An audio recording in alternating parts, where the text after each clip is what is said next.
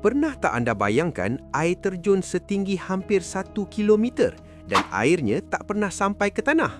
Air terjun ni dikenali sebagai Angel Falls, merupakan air terjun tertinggi di dunia terletak di Venezuela dalam kawasan hutan tebal Taman Negara Canaima. Ketinggiannya mencecah 979 meter, hampir 3 kali ganda Menara Eiffel. Air terjun ini mengalir dari puncak gunung rata yang dikenali sebagai Aoyan Tepui.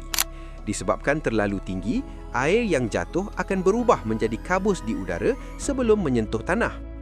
Nama asal air terjun ini ialah Kerepakupai Gena, yang bermaksud air terjun dari tempat paling dalam, diberikan oleh suku asli Pemon.